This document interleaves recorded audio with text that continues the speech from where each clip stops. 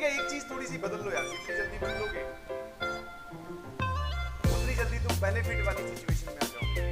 आपको यहां पर सोचना पड़ेगा। समझ में आया? सर आप सोचना मतलब क्या? वो दिमाग से निकाल दीजिए 10 सवाल क्लास में करवाए, उन्हीं में से ही 5 टेस्ट में आएंगे, तुम्हारे नंबर आ गए, तुम खुश हो गए, लोगों को दिखा रहे हो 80% से ऊपर। ऐसा अब नहीं होगा।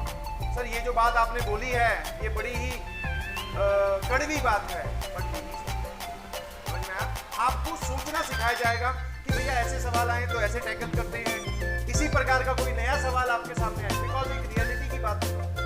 जो जेईई का पेपर आप देने वाले हो मेंस और एडवांस, उसका कोई सा भी सवाल किसी ने भी आपको कभी नहीं बताया होगा, उसका जवाब आप नहीं जानते। तो सर फिर हमें क्या करेंगे? हम वहां पर उसी टाइम पर वैसे ही सवाल हमने सॉल्व किए होंगे, वहां पर हम सोच सोच के जवाब निकालेंगे, सोच सोच के, और जो डाटा हमें याद होगा उसके बेसिस पर। कोई भी सवाल रिपीट नहीं होने वाला है। मेक श्योर इसको याद रखिएगा। जितनी जल्दी आप इस चीज को अडॉप्ट करोगे, मैं देख पा रहा हूँ बहुत सारे लोग अपना पढ़ने का पैटर्न बदल चुके हैं। सर हम 10वीं से 11वीं क्लास के बच्चे बन चुके हैं। 10वीं में हम क्वेश्चन लिखते थे कॉपी में, क्वेश्चन लिखना is pure time waste, because वो आपके पास लिखा हुआ है। सिर्फ कॉन्सेप्ट समझो, क्वेश्चन प्रैक्टिस करो, कॉन्सेप्ट समझो, क्वेश्चन प्रैक्टिस करो, साथ में नोट्स बनाओ, और नोट्स में हर एक वो बात लिखी हुई होनी चाहिए जो इंपॉर्टेंट है। या तो मैं बोल के निकल गया या फिर मैंने यहाँ लिख पाई। अब जैसे टेस्ट है सर 20 तारीख को, बहुत सारे लोगों ने दुरुस्त हो गए होंगे टेस्ट के लिए। हाँ सर हम पुराना रिवाइज कर रहे हैं, एक एक चीज वापस देख रहे हैं। डीपीपी के वो सवाल जिन पे हमने स्टार लगाया था, हैं? स्टार तो सर हमने किसी पे लगाया ही नहीं। डीपीपी के वो वाले क्वेश्चन जिन पे तुम्हें डाउट आया था और उन पे लगाना है स्टार। अभी तो 1.5 चैप्टर का ही टेस्ट आ रहा है। जेईई वाले तो पूरे के पूरे 26 चैप्टर मैथ के, 26-27 चैप्टर फिजिक्स के और 26-27 चैप्टर केमिस्ट्री के। सर उस टाइम पे रिवीजन कैसे करेंगे? शॉर्ट नोट्स काम आएंगे आपके। कुछ लोग बोलेंगे सर शॉर्ट नोट्स बनाने की टेक्निक बता रखा हूं ऑलरेडी। एक A4 साइज पेज लो, उसमें छोटे छोटे शब्दों में जो तुम्हें उस चैप्टर में इंपॉर्टेंट लगा वो सारा लिख दो। हो सकता है सर किसी का एक ही A4 साइज पेज बने, हो सकता है किसी के 5 बने, बट हाँ सारी इंफॉर्मेशन उस पर होनी चाहिए, इंक्लूडिंग बीपीपी के वो वाले सवाल भी उस पर लिखे हुए होने चाहिए जो इंपॉर्टेंट है तुम्हारे हिसाब से, बगल वाले के हिसाब से नहीं, तुम्हारे हिसाब से। जिसमें तुम अटके तुम उसमें स्टार लगाओ, जिसमें तुम्हारा बगल वाला अटका वो उसमें स्टार लगाएगा। दोनों के स्टार अलग अलग हो सकते हैं। मेरे हिसाब से स्टार किसी और पे भी लग सकता है। ये बढ़िया सवाल है, यूनिक है, ऐसा सवाल देखने को कम मिलता है, इस पे स्टार लगा लो। समझ पा रहे हो मेरी बात?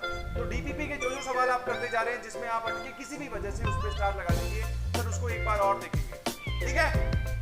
और अपना रिवीजन बढ़ाइए प्लीज, क्योंकि अब तक एक तरफ से ज्ञान दूसरी तरफ पहुंचाया गया। और सर अगर हम टेस्ट में, कुछ लोग पूछ रहे थे सर अपीयर होना जरूरी है क्या? 100% जरूरी है। एक बार अगर आपको मक्कारी की आदत पड़ गई तो बिलीव मी आप हमेशा टेस्ट से डरते रहोगे। बिल्कुल डरने की जरूरत नहीं है, बिल्कुल बिंदास। अगर आपने पढ़ाई करी है तो भिड़ जाओ टेस्ट से जाकर। सभी लोग मुझे प्रॉमिस करें थम्स अप करके कि सर हम टेस्ट जरूर देंगे, जल्दी जल्दी जल्दी एवरीबॉडी। थम्स अप जितने लोगों का मेरे पास पहुंच जाएगा मैं समझ जाऊंगा कि हाँ हम टेस्ट देने वाले हैं। नंबर से मत घबराइए प्लीज, नंबर से डर के अगर टेस्ट नहीं दिया तो फंस जाओगे, क्योंकि सर नंबर तो कम ज्यादा चलते रहते हैं। टेस्ट हमें एग्जैक्ट पोजीशन बताएगा कि हमने कितना सीखा, समझ में आया? और टेस्ट में सर एक अलग खूबी होती है, उस टेस्ट वाले ड्यूरेशन में मिस्टेक होना, अभी जाओ तो सही तुम्हें बहुत सारी चीजें पता चलेगी। टाइम लैग करना, फिजिक्स केमिस्ट्री मैथ सबसे आखिर में थी सर, उसमें कुछ आसान सवाल आए हुए थे बट हम फिजिक्स के सवालों में ही उलझे हुए थे, वहां तक पहुंचे ही नहीं। हाँ जी, ये सब चीजें time management during the paper, समझ में आया? कौन सा सवाल आसान है, किसको पहले अटेम्प्ट करना है, ये सब चीजें आप तभी सीखोगे जब आप टेस्ट दोगे। समझ में आया? बाहर से कोई भी कितना भी ज्ञान दे दे, और टेस्ट का तो एक ही लाइन का ज्ञान है जो सदियों से हमें भी दिया गया था। मैं स्टूडेंट था, मुझे भी हमारे टीचर्स ने यही बोला, तुम्हें तुम्हारे स्कूल टीचर्स ने, तुम्हारे पिताजी ने, माताजी ने, बड़े भाई ने, सबने यही बोला होगा। एक ही लाइन में पूरा टेस्ट का सार है, क्या? अटेम्प्ट इजी क्वेश्चन फर्स्ट, आसान सवाल पहले करें। अब ये बात बहुत आसान है आपके सामने टेस्ट आएगा, थोड़ा सा 5 मिनट और लेना चाहता हूँ, आई कैन अंडरस्टैंड, थोड़ा सा बता ही देता हूँ ज्ञान सर हाँ ये संडे मोटिवेशनल वीडियो हो गया, ठीक है। आपके सामने टेस्ट आएगा, तुम नन्हे मुन्ने बच्चों को पहले ही बता रहा हूँ तुम क्या गलती करोगे सर हम गलती करेंगे आपको कैसे पता? अरे भाई सर इस ऑर्डर में होता है टेस्ट, सबसे पहले फिजिक्स आती है, फिर केमिस्ट्री आती है, फिर मैथ आती है, ठीक है। जेई मेंस का भी टेस्ट इसी ऑर्डर में मिलेगा आपको, जेई एडवांस का भी इसी ऑर्डर में मिलेगा। सर फिजिक्स के बहुत सारे सवाल छपे होंगे और सर हम तो स्क्रीन पे देने वाले हैं, तो पहला सवाल फिजिक्स का, नेक्स्ट पे क्लिक करोगे अगले पे जाओगे, ठीक है ना। सर इसका क्वेश्चन नंबर 1, इसका क्वेश्चन नंबर 2, नेक्स्ट करते गए क्वेश्चन नंबर 1 2 3 पे आते गए, ये बहुत बढ़िया। इसके 30 सवाल देख लेंगे, फिर इसके सवाल शुरू, इसके 30 देख लेंगे, फिर इसके। सर सिर्फ देखने से ही काम चल जाएगा क्या? नो सर, टेस्ट में जैसे ही क्लॉक स्टार्ट हुई, कोई सा भी इंसान हो इस पूरी धरती का, कोई सा तुम्हें पढ़ाने वाले टीचर्स ही क्यों ना, उनको एक पेज दे के बिठा देना कि ये लो सर 10 सवाल है, 5 मिनट या 20 मिनट में सॉल्व करने हैं, तो उनको भी अंदर से एंग्जाइटी फील होगी, समझ में आया? जैसे ही क्लॉक स्टार्ट होती है सर एंग्जाइटी शुरू हो जाती है सबके साथ। तो अगर आपके साथ हो रही है तो you are a normal person, घबराइए, ठीक है सर। फिर हमसे गलती क्या होगी वो बताओ आप। गलती ये होगी, फिजिक्स का बहुत आसान सा सवाल था सर, डायमेंशन एनालिसिस का, हमने कर दिया खुश।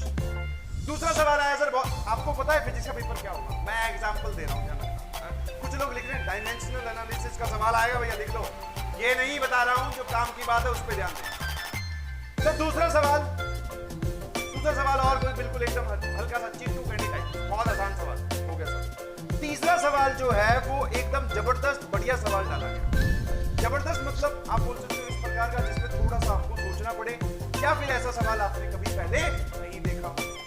अब क्या हुआ, हमसे गलती देखिएगा ध्यान से, और यही बात पूरे साल के लिए वैलिड है। क्या सर? हम इस सवाल पे लगे हुए हैं, सिंस हम टेस्ट घर दे रहे हैं तो हमने कॉपी भी पलट ली। कुछ लोग ये सोच रहे हैं सर घर पे टेस्ट ले रहे हो आप, 300 में से 300 लाके दिखाऊंगा। अच्छा दिखा, फिर लाके दिखा तो सही, मान जाएंगे। सर हमारे पास तो कॉपी रखी होगी, तो वो भी देख के सॉल्व कर देते। सर इस सवाल पे हमने कॉपी पलट ली, पन्ने पलट लिए, कहाँ करवाया है, कौन सी थ्योरी है, कौन से डीटीपी का सवाल है, ए लगाऊं कि बी लगाऊं, लगे हुए हैं। और जैसे ही आप किसी सवाल के साथ कुश्ती करना स्टार्ट कर दोगे, समझ लीजिएगा वही आपकी सबसे बड़ी गलती है। क्यों? क्योंकि सर ऐसा सवाल आसान, एकदम डायमेंशनल एनालिसिस वाला, हर बच्चे को जो समझ में आता है, बिल्कुल बेसिक वाला, ऐसा सवाल अगर फिजिक्स में भी है तो जरूर मैथ में भी कहीं ना कहीं होगा। कोई सेट थ्योरी का क्वेश्चन, सेट ए में इतने एलिमेंट है, सेट बी में इतने हैं, और सेट उनके इंटरसेक्शन में इतने हैं, तो बताओ यूनियन में कितने होंगे?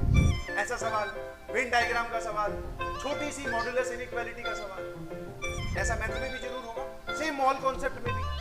आप अपना टाइम वेस्ट इस जबरदस्त सवाल पे कर रहे हैं, जबकि ये सवाल और ये सवाल आपका केवल इंतजार करते ही रह गए। थोड़ा सा एक बार कैलकुलेट करना, आईआईटीएन बनने जा रहे हो सर, इस सवाल को, जो ये टफ सवाल है या जबरदस्त सवाल है या अलग सा सवाल है, इसको सॉल्व करने पे क्या आपको 50 नंबर मिलेंगे? कि इसको तो 4 मिल रहे हैं, इसको सॉल्व करेंगे तो 50? नो सर, कौन से कितने नंबर मिलेंगे? केवल 4। गलत करोगे तो माइनस। और सर ये जो आसान है एक एक लाइन वाले, सर जेई मेंस में भी एक एक लाइन के आते हैं क्या? जेई एडवांस में भी आते हैं, एडवांस में भी आते हैं एक एक लाइन वाले। तो सर अगर इनको सही करें तो इनमें भी 4-4 नंबर मिलेंगे। तो अगर कोई इंसान यहाँ अटक कर या किसी सवाल में अटक कर अपना टाइम वेस्ट कर रहा है, दैट मीन्स उसके नंबर और रैंक दोनों ही खराब होने start. Do you got this point? आपको बात समझ में आई?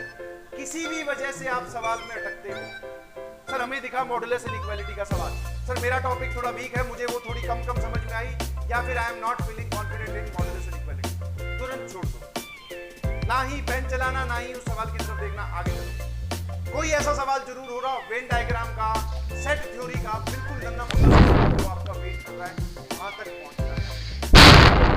क्या आप ज्ञान समझ के मैं क्या पहुंचाना चाह रहा हूं आप तक? कमेंटर की तरफ देख भी नहीं रहा हूं, नीचे स्क्रीन लगी हुई है, नजरें एकदम तुम्हारी तरफ है। तो जो लोग फालतू में कमेंट कर रहे हैं उनके बारे में मैं कुछ नहीं कर सकता, but you got this point और नॉट? सर क्या समझाने की कोशिश की है एक लाइन में बताना जरा। किसी सवाल पर रुक कर टाइम वेस्ट मत कीजिएगा, ठीक है? एक बार हमने पूरा मेथड लगा दिया, काटा मार के सर दोबारा सॉल्व कर रहे हैं, दिस इज टाइम वेस्ट। वहां पर सोच रहे रुक कर कि ये कौन से टॉपिक का सवाल है, टाइम वेस्ट, सर खुजा रहे हैं, टाइम वेस्ट। इसमें ऐसा होगा तो सही, जहां तुम्हें डाउट लगे कि ऐसा हो सकता है तुरंत छोड़ देना। जो होगा, जो तुम्हें 100% पता है कि हाँ ये मैं कर लूंगा, उसी में ही पेन चलाइए। और बिल्कुल गलत होता है उन लोगों के नंबर बिल्कुल कम आते हैं, ध्यान रखना। कितना भी समझा लो, 8 साल तो मुझे ही पढ़ाते होगे, हर बार यही बोल के भेजता हूं, बेटा फिजिक्स के आसान सवाल कर लेना। मान लो फिजिक्स के 3 ही सवाल आसान है, केवल 3। सर केमिस्ट्री के 4 सवाल आसान है, मैथ के मान लेते हैं फिर से 3 सवाल आसान है। और ये आसान वाले कौन से बोल रहे हो? बेहद आसान वाले, हर एक बच्चा जो कर सकता है वो। तो सर हमें क्या करना चाहिए? सबसे पहले ये 3, ये 4 और ये 3 निपटाओ झूठ। और सर कैसे रुकेंगे हम? किस सवाल पे पेन चलाएंगे जिस पे आप 100% श्योर हो जाए कि हाँ ये सवाल मैं कर सकता हूँ, उसी पे पेन चलना चाहिए। जिस पे अंदर से 1% भी डाउट आए उसको राउंड 2 पे। राउंड 2 में मतलब हमने देख लिए सर सवाल सारे, आसान वाले निपटा भी दिए, अब वापिस शुरू हो गए। अब वो जो जिस पे डाउट था ना कि ऐसा हो सकता है, अब उसको निकालो। हमारे पास टाइम भी बचा हुआ है। वरना जनरली क्या होता है बच्चों का, या फिर पहले पेपर में मैं बता देता हूँ क्या होने वाला है आपके साथ। आप बोलोगे सर मैंने फिजिक्स पूरी अटेम्प्ट करी, फिजिक्स के आए थे 25 सवाल, मैंने 20 सही भी कर दिए, बहुत बढ़िया। सर केमिस्ट्री भी पूरी अटेम्प्ट की, इसके आए थे 25 सवाल, मैंने 21 सही कर दिए। सर मैथ के केवल 2 ही सवाल सही कर पाया, क्यों बेटा? सर मैथ के लिए टाइम ही नहीं बचा। कहाँ घूम रहे थे तुम? बोले केमिस्ट्री फिजिक्स में ही लगे हुए थे। ये मत करिएगा, आपको कूद कूद के पेपर सॉल्व करना है। Do not stop at any question, किसी भी सवाल पे रुकिएगा मत। अगर आपको लगे कि ये गड़बड़ कर रहा है, वहां से निकल जाओ, अगले सवाल पे चलो। बहुत सवाल दिए हैं सर, टोटल 75 सवाल आने वाले हैं। और सर वैसे 90 आएंगे, वो 5 ऑप्शनल, तो टोटल 90 सवाल आएंगे। तुम एक पे रुक के टाइम वेस्ट कर रहे हो। बस यही ज्ञान है, कहीं भी खोज लो, किसी से भी पूछ लो, शब्द हो सकता है वो दूसरे यूज कर ले, बट बात यही बताएगा कि आसान सवाल पहले सॉल्व करें और किसी भी सूरत में टाइम वेस्ट मत करो। तो ये था तुम्हारे टेस्ट का ज्ञान। अब तुम मुझसे एक बार पूछो या 5000 बार पूछो, इतना ही है, और यही होता है किसी से पूछना चाहिए। इसका ध्यान रखिएगा। और आपको टेस्ट बहुत सारी नई चीजें सिखाएगा, जब आप टेस्ट दोगे तब पता चलेगा। तो आई बिलीव सभी लोग टेस्ट देने वाले हैं। एक बार थम्स अप भेजो एवरीवन, बात समझ में आई थी। और जितनी समझ में आई है इस बात को कैरी करके ले जाना एग्जामिनेशन हॉल तक, जहां पे आप पेपर दोगे। अपने घर पे ही देंगे सर, कोई बात नहीं, दीजिएगा जरूर पूरी ईमानदारी से, घबराइए नहीं। जल्दी जल्दी जल्दी जल्दी thumbs up thumbs up thumbs up. OP OP.